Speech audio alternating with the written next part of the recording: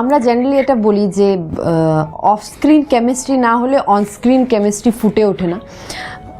ইয়েশের সাথে যখন আমি ফার্স্ট টাইম দেখা করি আমাদের স্ক্রিপ্ট রিডিংয়ের সময়, আমাদের ফার্স্ট টাইমে এত ভালো বন্ডিং হয়ে গেছিলো যে আমাদের ওটা নিয়ে ভাবতে হয়নি যে আমরা প্রথমবার কাজ করছি, কীরকম বন্ডিং হবে, কিভাবে আমরা রোম্যান্টিক সিনস করব, মানে এগুলো আমাদের একবারও ভাবতে হয়নি।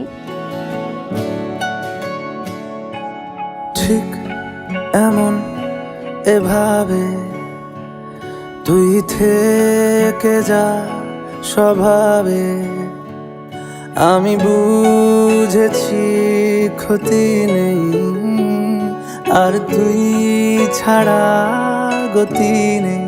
বাট ওকে দেখে একদম মনে হয়নি ওর প্রথম ছবি, কারণ কি হি ইজ সো টেকনিক্যাল, মানে ও এতটা টেকনিক্যাল যে মানে ইটস আনএক্সপেক্টেড। মানে ওকে দৌড়ে এসে, ওকে যে চোখ বন্ধ করেও বলো যে এই জায়গায় এসে দাঁড়াতে হবে, এখানে লাইট নিতে হবে, ও সেটাও করে। মানে ইউনিটের সবাই, আমাদের ডিওপি, আমাদের ক্যামেরাম্যান সবসময় বলে যে ইয়াশকে পজিশন নিয়ে বলতে হবে না, আমি জেনারেলি পজিশন ঘাটি। আমাকে ডান দিক বললে আমি ডান দিক বললে আমি 2 মিনিট ভেবে তারপরে ডান দিক যাই। মানে এটা আমার রোগ, আমাকে সবাই বলে যে মিমির ডান দিক যেতে হবে, আমি বাঁ দিকে যাই। তাই জন্যে মানে just the opposite, but he is very technical.